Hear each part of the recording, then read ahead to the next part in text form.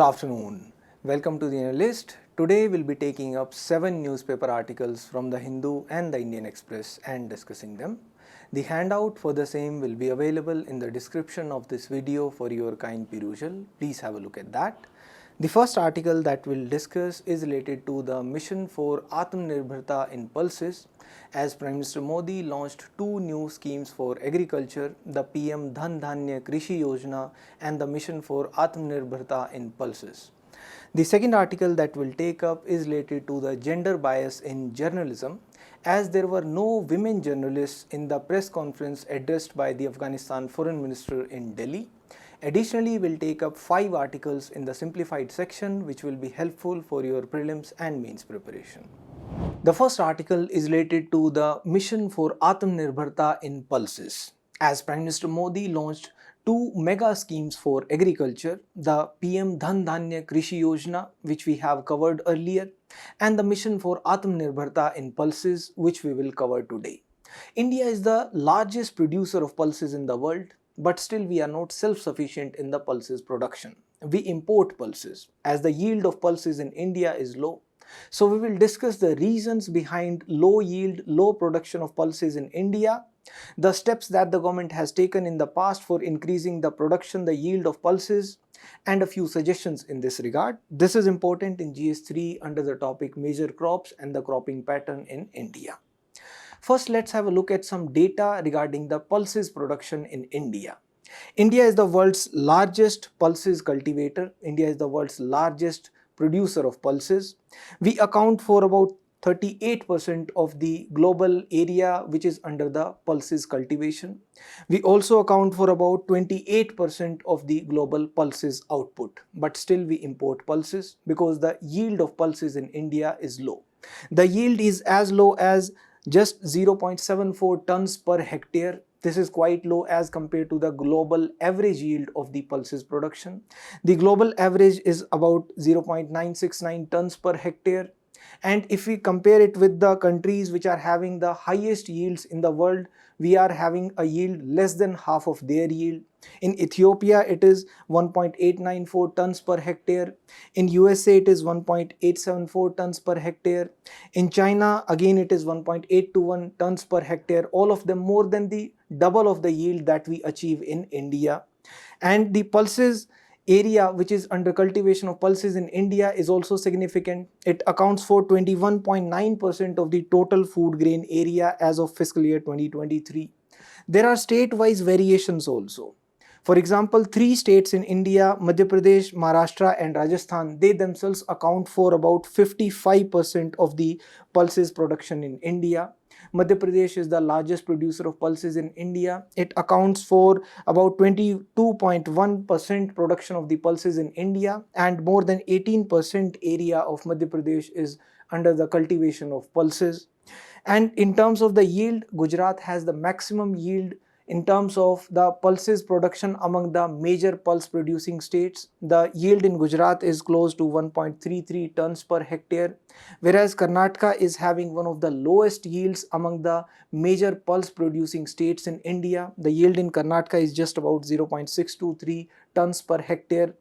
Let's also have a look at the data regarding the export and import of pulses from India. The top 3 export destinations from India are USA, followed by China and then Nepal.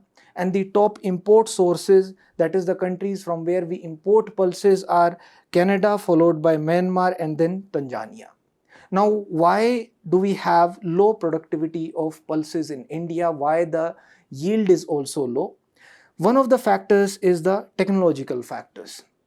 Because we did not invest in the high yielding varieties during the time of Green Revolution, we invested in the high yielding varieties of wheat and rice because we wanted to achieve food security. The nutritional security was not the primary objective at that time. The malnutrition, the nutritional security, these areas have been in focus over the past decade or so.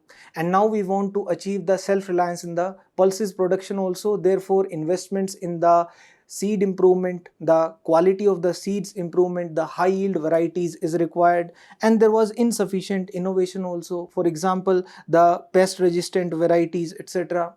Another factor is the environmental factor. there is a predominance of the rain-fed agriculture in those regions where the pulses are cultivated, and the irrigation infrastructure is also insufficient, which leads to the pulses production being dependent upon the vagaries of the climate, which again leads to lower yields, lower production of pulses. And out of the past years from 1951 to 2024, 27 years have been recorded El Nino years, and out of these 27 recorded El Nino years, 15 years saw a decrease in both the acreage as well as the production of pulses. That is, both the yield fell as well as the area which was under the pulses cultivation also fell during 15 years out of the past 27 recorded El Nino years ever since 1951. Also, there are economic factors as well. For example, the market prices are volatile.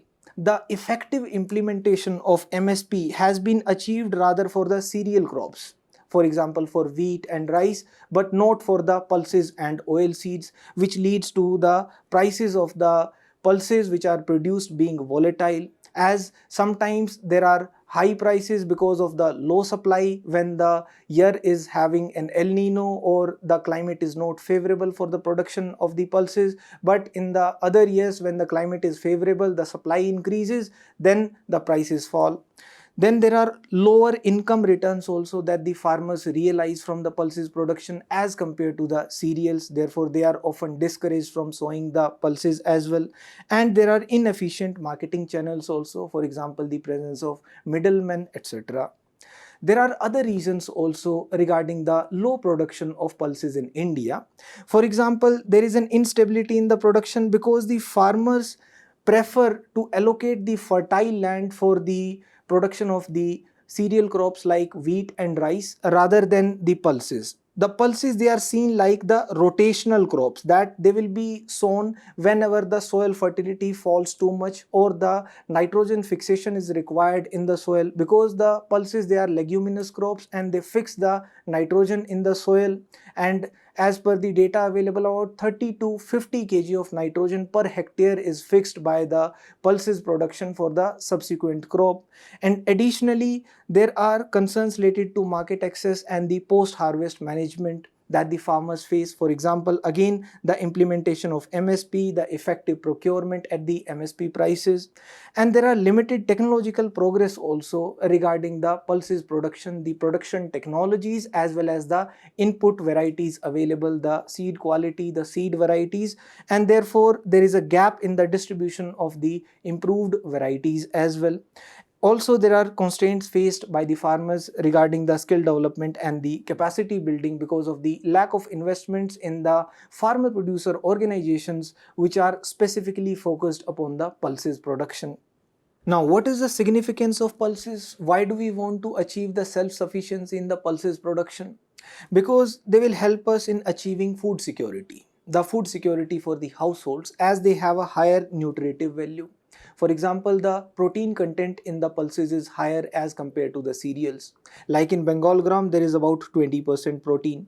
Although the plant protein has a lower bioavailability as compared to the bioavailability of the protein that we derive from other sources like dairy products or meat, etc. But the pulses are rich in the other minerals as well. For example, iron, they have a higher iron content. Therefore, the ICMR recommends that the pulses consumption, the per capita consumption of the pulses should be about 85 grams per day. That is, each individual should consume at least 85 grams of pulses per day, but the actual consumption is way lower.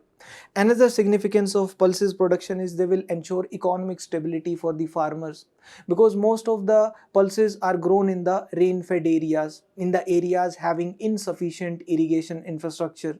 For example, 2/3 of the chickpea is grown in the rain-fed areas. In the rain-fed areas, the cultivation of the cereals like rice is not feasible. Therefore, the cultivation of the pulses is done, which can survive in the rain-fed areas also, and they add as an economic source, remunerative source for the farmers, ensuring their economic stability.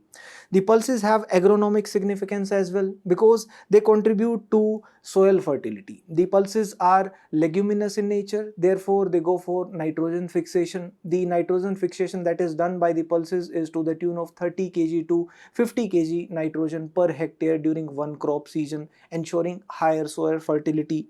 Plus, the pulses production will also ensure that our agriculture remains climate resilient, because the pulses need less moisture for their production, therefore they can survive in the less water environments in the rain fed areas as well. Therefore we will be able to ensure that we survive through the vagaries of the climate.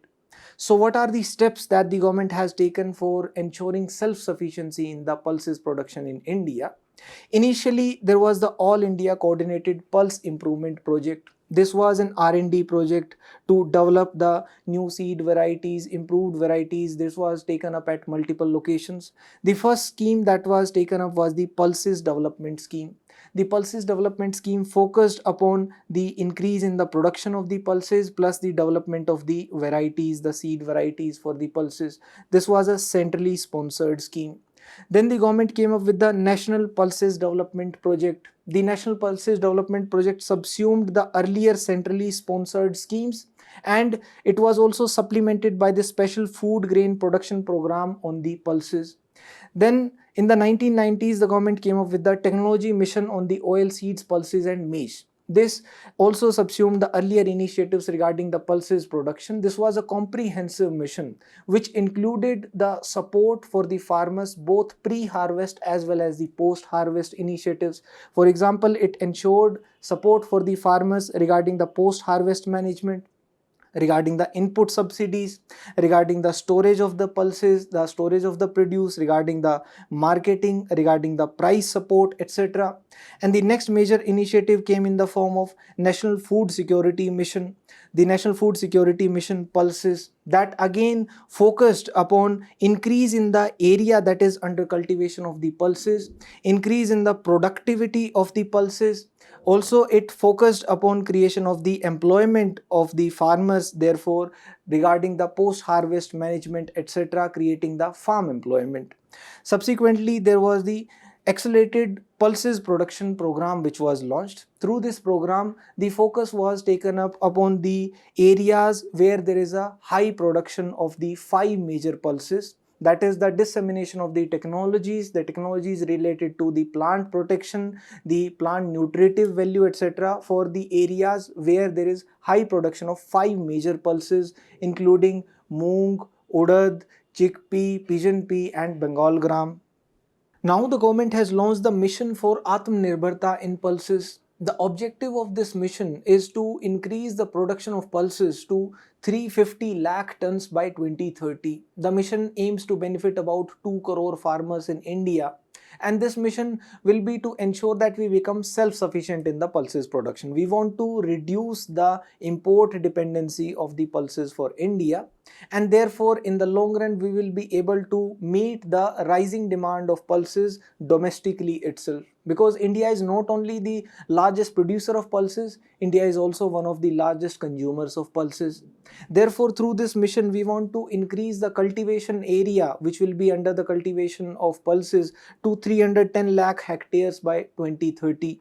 Additionally, we want to ensure 100% procurement of tur, urad and masoor at the MSP prices for the next 4 years. There will also be a free distribution of the seed kits. 88 lakh free seed kits will be distributed. Also the seed treatment kits in the areas where there is a high production of the pulses. And there will be guaranteed procurement at the MSP and also enhanced value chain support. The operational strategy of the mission includes the states framing their own rolling 5-year plans, the rolling 5-year seed production plans. The breeder seed production will be monitored by the Indian Council for Agricultural Research, and the quality assurance will be ensured through the Sathi portal to trace the seed production and the ultimate distribution to the end user, the farmers. Therefore, the mission involves a holistic approach. It integrates the soil health management, the farm mechanization to increase the yield, to increase the productivity of the pulses, and the balanced application of the fertilizers, not too much application of the nitrogenous fertilizers, which is the usual practice in India, the application of urea, diammonium phosphate, for example, and large scale demonstrations will also be given regarding the production technologies, the input seed varieties, etc. by the Krishi Vigyan Kendras, the Indian Council for Agricultural Research, as well as the state agriculture departments. Now, for the increase in the production of pulses in India, we can take a few lessons from Myanmar. In Myanmar, the area under the cultivation of pulses has been increasing continuously since 1990. From 1960 to 1990, the area under cultivation of pulses in Myanmar was stagnant, but from 1990 onwards, it has increased more than 4 times. Therefore, the export of pulses from Myanmar has also been increasing continuously. Now the pulses, they are not water intensive. They need less water for their production. Whereas the cereals like rice, they need more water for their production, as rice is more water intensive in comparison to the pulses. And India imports pulses whereas India exports rice. So we are in a sense exporting water because we are exporting water intensive crop like rice, and we are importing the crop which needs less water, for example pulses. So there is a renewed focus upon the increase in the pulses production in India. So one of the methods to promote the pulses production in India is to ensure a higher MSP, higher minimum support price for the pulses. There are arguments both in favor of higher MSP for pulses, but there are a few challenges also. First, the arguments for higher MSP for pulses. It will ensure a lower price volatility for the pulses because in agriculture the cobweb phenomenon is often observed. For example, if in a year the production of a particular crop is low, then usually the supply falls, but the demand remains usually similar. Therefore, the prices increase for that particular crop in a year. The farmers observe this and they think that the next year also the prices will remain high, and therefore everybody starts sowing that crop, and the next year there is a huge supply of that crop in the agriculture market, which leads to the decline in the prices of that crop. So therefore there is a fluctuation in the quantity available and the price volatility because of such cobweb model. And there is also the information asymmetry, how much crop area is there in India for a particular crop in a particular crop season, and there is a lack of market integration also. And announcing a fixed MSP in advance will benefit the farmers to take an informed decision. Also, it will ensure food security because it will be supplied through the complementary PDS, the public distribution system. The PDS which is supplying the ration to the people, that is also taking the food grains from the FCI godowns. The FCI godowns which are filled through the procurement through the MSP only. And it will ensure that we are protected against the global shocks in the prices of pulses, because we can create a buffer stock through the higher MSP and subsequently higher production of pulses. We can maintain a buffer stock, and those buffer stocks will help in the controlling of food inflation in case there is lesser production in a particular year, for example due to El Nino. And the middlemen will also be eliminated, the price realization for the farmers will be higher. And in the past it has been studied that the higher MSP is positively correlated to higher rural wages, therefore benefiting the farmers in the rural areas. But there are challenges related to the implementation of MSP. For example, there is the issue of equity as well as awareness. Like the Shantakumar committee observed that just about 6% of the large farmers were reaping the major benefit of the MSP.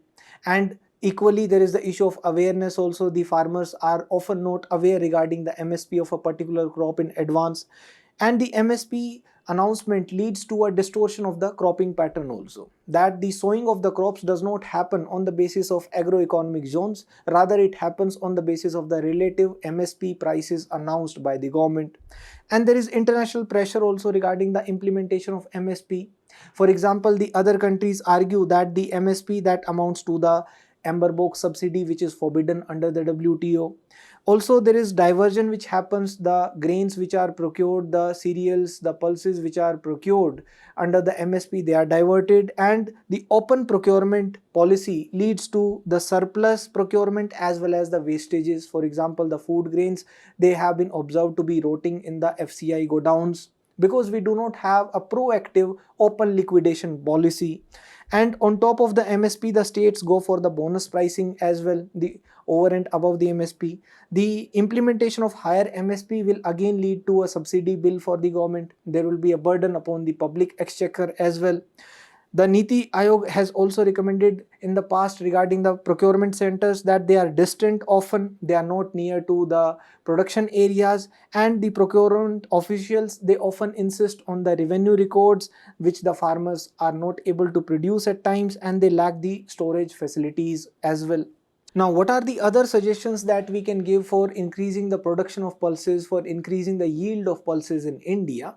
Niti Aayog has come up with a detailed report regarding the pulses self-sufficiency in India. We can categorize its measures under the pre-harvest measures and the post-harvest measures.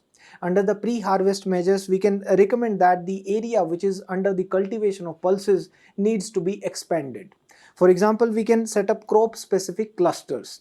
For each cluster, we can have a tailored strategy for the area expansion, also going for farm mechanization as well. And we need to expand the cultivation horizontally. For example, going for the pulses cultivation in those areas where rice is grown. In the rice fallow areas, we can grow the pulses. Similarly, we need to improve the seeds quality and provide input incentives to the farmers. We need to provide them free seeds, free high quality seeds, as well as the seed treatment kits to the farmers. We can also ensure the end-to-end seed traceability also, ensuring that high quality seeds reach the farmers, the end users, by tracing it through, for example, the Sarthi portal.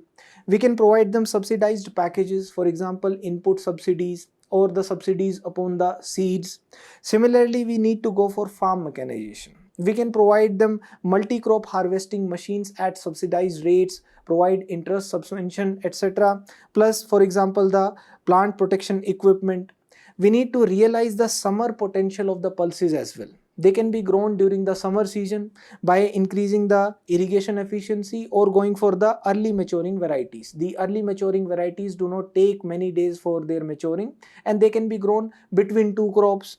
And we can promote the application of the biofertilizers, the NPK liquid biofertilizers and liquid rhizobium, that will ensure better nutrient availability from the fertilizers. We can invest in R&D, research and development, and develop pest resistant, climate resilient varieties and also machine harvestable varieties where the mechanization is easily possible. We can develop the biofortified varieties also for ensuring higher protein content, higher iron content, higher zinc content, etc. And we can develop climate resilience as well, for example, going for development of early warning systems and proactive adaptation strategies, for example, effective water management strategies. For the post-harvest management as well, we can give suggestions, for example, strengthening the farmer-producer organizations. The strengthening of the FPOs will shorten the value chain. Ultimately, it will give more remuneration to the farmers rather than to the middlemen, and it will ensure that there is local processing and direct marketing to the urban consumers from the farmers. Additionally, for ensuring procurement and market access, we can set up procurement centers at the farmers' doorsteps, especially during the harvesting season, or we can implement the procurement through the mobile vans with standardized prices so that the prices are also remunerative for the farmers. We can link the farmer producer organizations with the national agriculture market through the electronic platforms. We can also ensure price support for the farmers by giving price guarantees under the PM Asha scheme, that is Annadata Aay Sarakshan Abhiyan, and effective procurement can be done, or we can provide them gap payments, for example, price deficiency payments, that is the price at which it is procured. If it is lower than the minimum support price which is announced by the government, then the deficiency will be fulfilled by the government, that the government will be providing the difference between the actual procurement price and the minimum support price to the farmer directly. And for ensuring its integration into PDS, we will also need to ensure its effective procurement. Its integration can be done in PDS as well as the midday meal scheme, and the consumption for the poor should also be promoted because it will ensure their higher nutritional levels and cure the malnutrition related problems. We can also adopt a data-driven policy, for example, setting up ICT platforms like the Sarthi portal, ensuring the traceability of the high-yield variety seeds. There is a mains practice question as well. Examine the need for self-reliance in pulses in the context of food security and farmer welfare. Discuss the government initiatives taken in this regard and suggest a roadmap for achieving long-term self-sufficiency in the pulses production. Please try to write it. The next article is related to gender bias in journalism. As there were no women present in the press conference held by the Taliban minister, the Afghan foreign minister in Delhi, the media houses have condemned the exclusion of women journalists from the press conference. So we will discuss the challenges that women face in journalism, the historical contributions of women in journalism, and a few suggestions in this regard. This is important in GS1 under the topic role of women and women's organization, and also in GS2 under the topic human resources. As per the Tushman's theory on symbolic annihilation of women in media, the symbolic annihilation of women has happened because of the media itself. That the media has underrepresented women, it has trivialized the women issues, and it has created gender stereotypes which has led to the symbolic annihilation of women in media in journalism itself. As per the UNESCO report, UNESCO's Women in News report in 2020, in India, only 10% women are there in the editorial leadership positions in the major newspapers. 90% are men. Similarly, in the Global Media Monitoring Project Report 2021, it was observed that only 24% of the news stories are reported by women globally. In India, this percentage is even lower. As per the data of UN Women, the United Nations Women, the number of women, the percentage of women who are in the newsroom leadership positions is less than 1/4 in TV channels, magazines, and in newspapers it is negligible. Now, what are the challenges that women face in the journalism? The first challenge is that of harassment and the workplace safety concerns. For example, the hashtag #MeToo movement, it started in India also. Major personalities were highlighted. It led to major personalities' resignations also. But did it lead to any structural changes? Negligible. Similarly, the International Federation of Journalists study in 2021 found that they face threats. That more than 60% of the women journalists, they face online abuse, they face threat online if they are going for investigative journalism. So they are dissuaded, they are discouraged from pursuing investigative journalism because of the online threats, social media abuse, etc.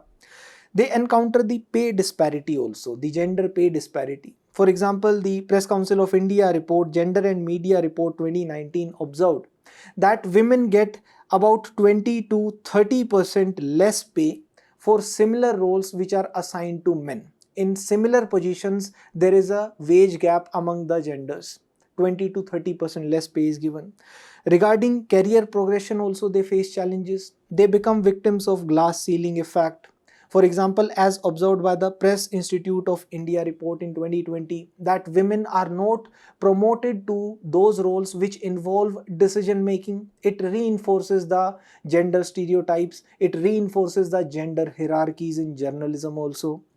They are often given gendered assignments. For example, the women are pushed towards the reporting of lifestyle, entertainment, and cultural reporting, whereas it is mostly males who report the political issues, economic issues, as well as the conflict related issues. But journalism can also serve as a tool for ensuring gender equality, gender equity as well.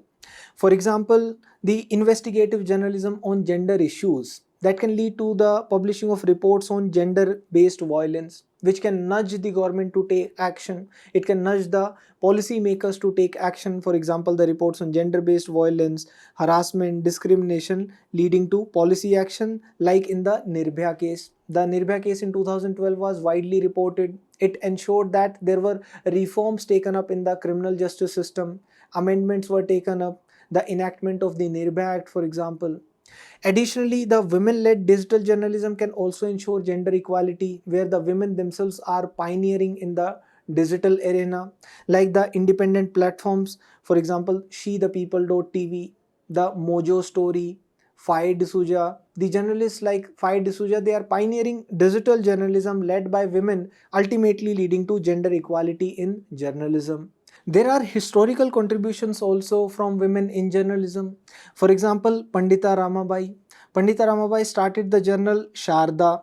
The journal Sharda was started in 1889 by Pandita Ramabai to ensure protection of women's rights and also to institute social reforms.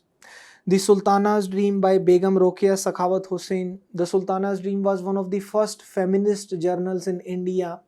The Stri Dharam, which was an initiative of the Women's Indian Association, where various female freedom fighters also contributed. The All India Women's Conference by Margaret Cousins, again a step in this direction. Usha Mehta, who contributed to the underground radio, the Congress radio, during the time of Quit India movement. Now, what are the suggestions that we can give for removing gender bias in journalism? First, we need to ensure that the workplace policies are there, organizational policies to remove gender bias. They should have anti-harassment aspect. For example, zero tolerance for the harassment at the workplace for the women journalists. That the internal complaints committee, the ICC, must be active. Whenever there is a complaint from a women journalist at the workplace, it should be taken up immediately.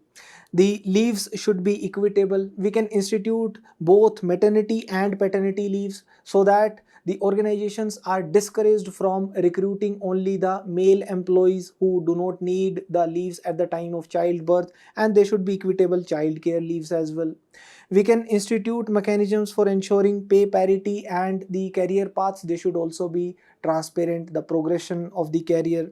For example, the gender pay audits can be put in place, that for both men and women pay should be equal for similar roles, and the criterias for promotions as well as leadership roles should be transparent based upon the skills rather than the gender bias.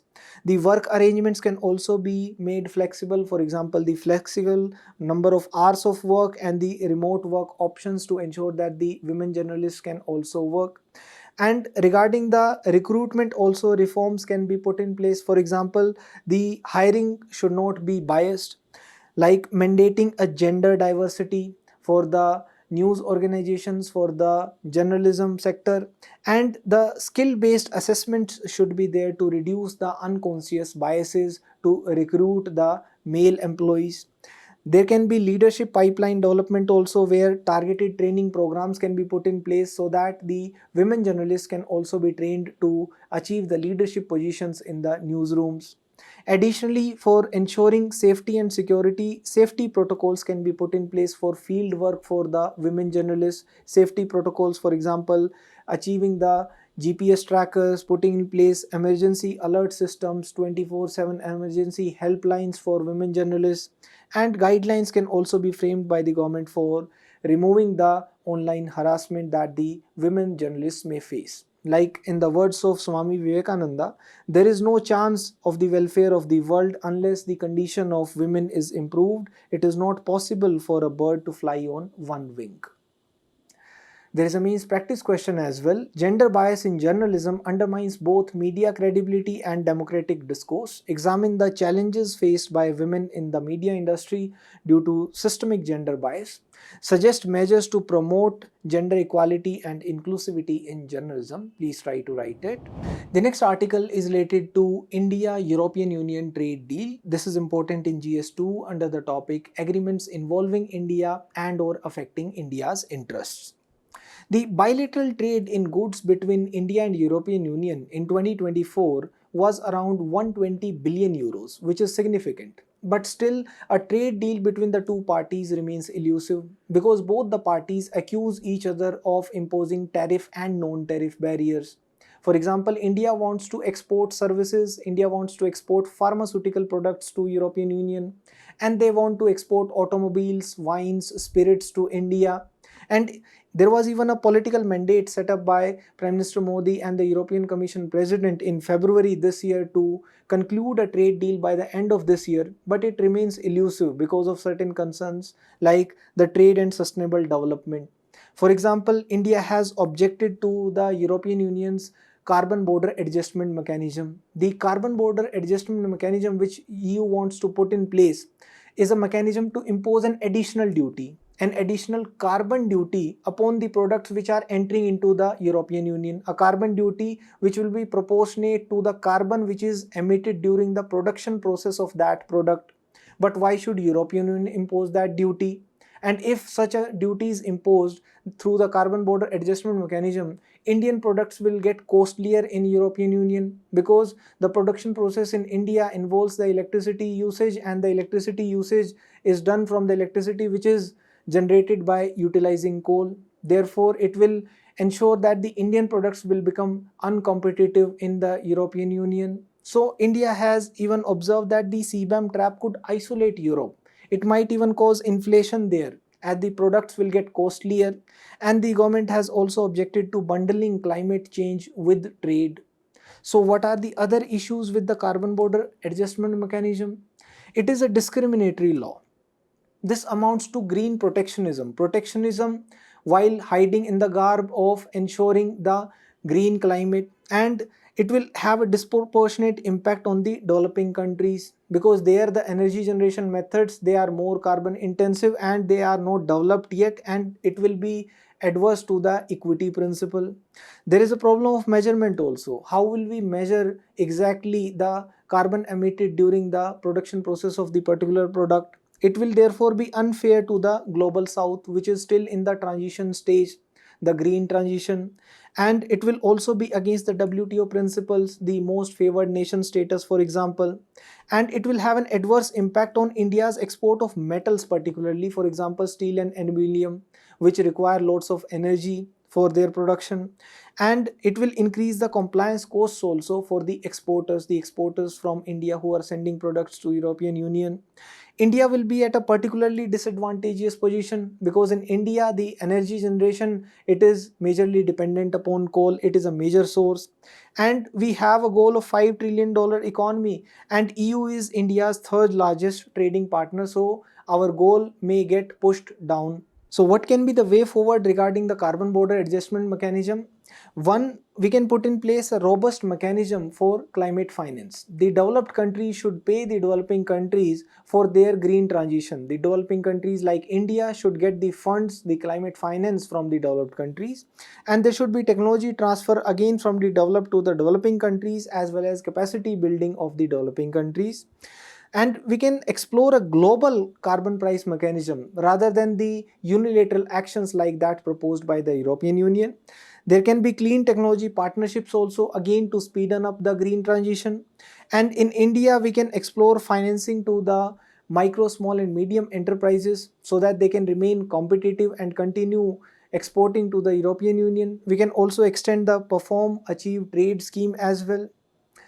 Additionally, the article discusses regarding the India, Middle East, Europe economic corridor, for which a steering meeting, a Sherpa meeting was held, and now the possibility of it getting completed is higher, because there has been a ceasefire between Israel and Gaza, and the key corridor, when it will be built, it will provide transport, fiber, optic and energy routes from India to Europe via West Asia.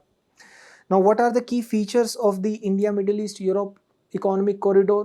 First, it provides the transport connectivity. The eastern leg of the corridor extends from India to Haifa port in Israel, and the western leg extends from the Haifa port in Israel towards the ports in the European Union, the ports in France, Italy, Germany, etc. This route will be 40% faster than the Suez Canal route, because there is a high-speed railway which is being constructed. But there are certain challenges also towards the transport connectivity that the India, Middle East, Europe economic corridor wants to put in place. The challenges are, there is weak rail networks in the West Asia, there is economic rivalry also within West Asia between Saudi Arabia and UAE, and there needs to be put in place a regulatory harmonization as well, because the corridor passes between several countries. Plus, the corridor also wants to put in place digital connectivity. For example, putting in place undersea data cables. They will be rivaling the peace cable of China, the 5G networks to reduce the dependency upon Huawei. The UPI integration, it has already been done in some countries, for example, France and UAE. The establishment of energy connectivity as well. For example, renewable energy grids will be put in place, and the energy trilemma for the emerging economies needs to be resolved for it. That is, they want to ensure access, affordability of the energy as well as green transition at the same time. The emerging economies, they will need more energy for their development. Interconnected grids for renewable energy can be set up through the India, Middle East, Europe economic corridor. But the renewable energy has certain challenges. For example, it is intermittent in nature, it is not available perennially. And because of its intermittent nature, storage solutions are required. But the batteries which are used for storage, they are costly. The solution is provided by the India, Middle East, Europe economic corridor, through which we can have cross-border grid connectivity, that the country which is generating more renewable energy than its requirement, it can export it to the other country which is having more requirement, more demand than its production. It will benefit India because we'll be able to import green energy, and we can import excess solar power whenever we are generating excess solar power. And the West Asia usually has a higher potential for renewable energy generation because of high solar irradiance, high potential therefore for the solar power generation. And it is also in line with India's One Sun, One World, One Grid initiative. Additionally, there is a proposal to set up the green hydrogen corridor also.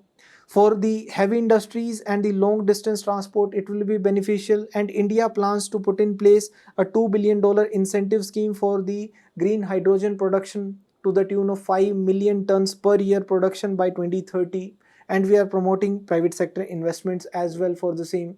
But there are certain challenges in the green hydrogen production. For example, the production cost is high and technology sharing will be required. So what will be the role of the India, Middle East, Europe economic corridor? We will get an export market for the green hydrogen that we generate, and we'll be able to go for co-development of the green hydrogen technology as well. The next article is related to National Commission for Scheduled Castes, which has prescribed a checklist to reject the complaints. This is important in GS2 under the topic Powers, Functions and Responsibilities of Various Constitutional Bodies. Before coming to the article, let's discuss a few basics regarding the National Commission for Scheduled Castes. It's a constitutional body. Under Article 338, the President appoints the chairperson of the National Commission for Scheduled Castes, and it comprises of a chairperson, a vice chairperson and 3 other members. Now, what are the duties, the functions of the National Commission for Scheduled Castes? The Commission investigates and monitors all the matters related to the persons belonging to the scheduled caste, and it inquires into specific complaints that may be made by the persons belonging to scheduled caste regarding, for example, the discrimination that they faced or the atrocities committed against them. And the Commission participates in the planning process of the socio-economic development of the persons belonging to scheduled caste. It gives its annual reports to the President, who causes it to be laid down before the Parliament, and it can also provide the recommendations for the advancement for the welfare of the scheduled caste persons, and it also discharges such other functions as may be assigned to it. The Commission has the powers of a civil court as well, as it can require the evidence to be produced before it, it can require the attendance, etc. And the union government and the state government, they are required to consult the Commission while framing the policy regarding all major policy matters affecting the persons belonging to the scheduled caste. But there are certain issues with the National Commission for Scheduled Caste. One, its guidelines, they are only recommendatory in nature, they are not binding upon the government. The funding that it gets is also insufficient, therefore it faces the resource constraints, and the implementation is also a little lax because the guidelines, again, its orders are only recommendatory in nature, and at times there is political interference also observed in the National Commission for Scheduled Castes.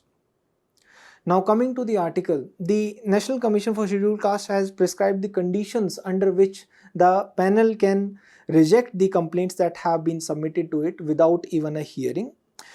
The reason assigned behind such a measure is to deal with the high pendency of the cases in front of the National Commission for Scheduled Caste. It is also to ensure that those who are not from the scheduled caste, they do not flood the Commission with complaints, and it has been issued for all 3 of its wings. The National Commission for Scheduled Caste has 3 wings: the Service Safeguard Wing, the Economics and Social Development Wing, and the Atrocities and Protection of Civil Rights Wing. Now, these complaints might be rejected if they are not signed they are not addressed properly, or they do not have a self-declaration that they are coming from a person belonging to a scheduled caste. The complaints related to the issues that have already been decided by the courts or that are sub judice, that is being decided by the courts, or those seeking implementation of court orders, they would also not be entertained. And the complaints regarding the policy matters may also be rejected by the panel. So the checklist is there for the circumstances when the atrocity complaints may be closed without proceeding to a hearing, where the complaint, for example, has no contact information, or the petitioner wishes to withdraw the complaint, or the petitioner is satisfied with the action taken report in the case. The complaints lacking any clear connection to the scheduled caste status of the complainant will also be closed. The complaints, for example, that pertain to general administrative irregularities, systemic failures, or organizational deficiencies will not be entertained in case they do not specifically present any clear scheduled caste specific context. So this would not empower the officials to close the complaints, but rather this will serve as a rule book for the officials to process them. The next article is related to North Korea. This is important in GS2 under the topic Effect of Politics and Policies of Developed and Developing Countries on India's Interests. Before coming to the article, let's have a look at the background of the Korean conflict and North Korea. The Korean Peninsula was under the Japanese occupation from 1910 to 1945. In the World War II, the Imperial Japan lost, and the Allied powers agreed upon the bifurcation of the Korean Peninsula into North Korea and South Korea through the Yalta Conference. Through the Potsdam Conference, the bifurcation was agreed to be done along the 38th parallel. And during the Cold War era, there was an ideological divide. The North Korea was influenced by the Soviet Union, while the South Korea was influenced by the USA. And there was a Korean War which happened from 1950 to 1953 because of the attempt of the North Korea to take over the South Korea. But the Korean unification did not take place, and even the North Korea rescinded its national objective of Korean unification, and it categorized the South Korea as an adversarial state. So North Korea started testing the missile systems. For example, last year in January also they tested the missile systems, and they have the nuclear ambitions. They want to attain the nuclear power status. But there are certain concerns related to it. For example, they exited from the Non-Proliferation Treaty in 2003. Subsequently, there were 6-party talks which were held to ensure that the North Korea does not develop nuclear weapons. The 6-party talks included China, Russia, USA, Japan, North Korea as well as South Korea, where the North Korea even pledged to forego upon its nuclear ambitions. But it conducted a nuclear test in 2006 of questionable magnitude, and then it has been taking also provocative actions recently. For example, shelling on the islands of South Korea, conducting military drills, etc. And various cyber attacks have also been traced to North Korea in the recent past. Now, at a massive military parade which was also attended by some foreign leaders, the North Korean leader Kim Jong-un rolled out his nuclear armed military's most powerful weapons, including the new intercontinental ballistic missile. The intercontinental ballistic missile named Hwasong-20 is touted to be the country's most powerful nuclear strategic weapon system that he may be planning to test. The next article is related to the decision of the Kerala High Court on the Waqf nature of Monambam. This is important in GS2 under the topic governance. Before coming to the article, let's discuss a few basics regarding Waqf, what is Waqf, and the Waqf Amendment Act. The Waqf is established when an individual voluntarily declares a property for religious, charitable or pious purposes in accordance with the Islamic law. The declaration is voluntary. This dedication permanently transfers the ownership from the individual to God, making the property inalienable, and then it will be managed by an appointed supervisor, Mutawli. And the Waqf properties include mosques, prayer grounds, shrines, Sufi centers, graveyards, etc. And the Waqf statutory bodies under the Waqf Act administer these properties at the state level, and the Central Waqf Council provides the national oversight.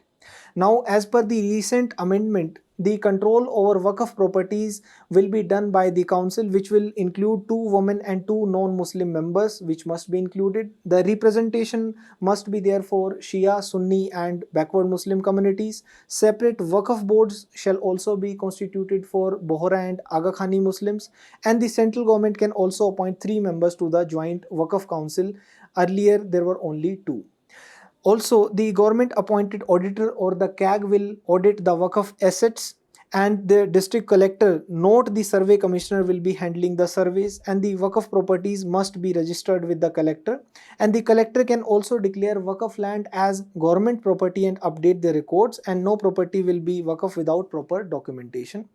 But the Supreme Court recently temporarily suspended some of these provisions. It observed that the collector's authority to unilaterally declare land as Waqf or government property or change revenue records will be put on hold. Also, the requirement that only a practicing Muslim for 5 years can create a Waqf pending the state level rules, that was also put on hold. The Supreme Court also posed the creation of third party rights in disputed Waqf properties during tribunal or court proceedings, and it also removed the limit of 4 non-Muslim members in the Central Waqf Council and also the limit of 3 non-Muslim members in the state Waqf boards. These provisions were temporarily suspended. Now, coming to the article, the Kerala High Court has declared the Munammam land as not to be a Waqf property. This decision has led to the arising of an unprecedented legal situation, because the authority to decide whether it is Waqf land or not was the Waqf Tribunal, and the Waqf Tribunal was actually considering this case at the time. But notwithstanding this decision of the Kerala High Court, the Waqf Tribunal will have to go ahead with its proceedings, as it is the only jurisdictional forum to decide on the registration of Waqf and the related matters. But still, the decision of the Kerala High Court may have an impact on the findings of the Waqf Tribunal. The next article is related to the overcoming of the US tariffs, the model which has been adopted by the state of Uttar Pradesh. This is important in GS2 under the topic Effect of Politics and Policies of Developed and Developing Countries on India's Interests. The Uttar Pradesh government has come up with the model of overcoming the US tariffs by exploring options like diversifying export markets, by shifting focus to alternative markets in Europe and Asia, by giving financial assistance for the exporters, for example, reimbursing them for trade fairs, airfare, even certifications, product samples via enhanced marketing development assistance, by providing the players with logistics and freight support, that is 30% freight assistance is provided to offset the higher transport costs, as the state of Uttar Pradesh is a landlocked state. The risk mitigation measures were taken up, for example, reimbursing the ECGC premiums and providing e-commerce onboarding support to reduce the cost and open new sales channels. The performance-linked incentives are also provided by the state of Uttar Pradesh, for example, rewarding the year-on-year export growth, capital subsidies provided for new export-oriented projects, empowering the artisans and the micro, small and medium industries. For example, promoting one district, one product scheme with skilling tools, as well as establishment of dedicated MSME parks. The infrastructure development is promoted, for example, the international airports, especially the Jewar airport, to improve the cargo capacity and reduce the shipment times. The global buyer connections are promoted, for example, the platforms like the UP International Trade Show, where the sellers are connected with the international buyers. Thank you.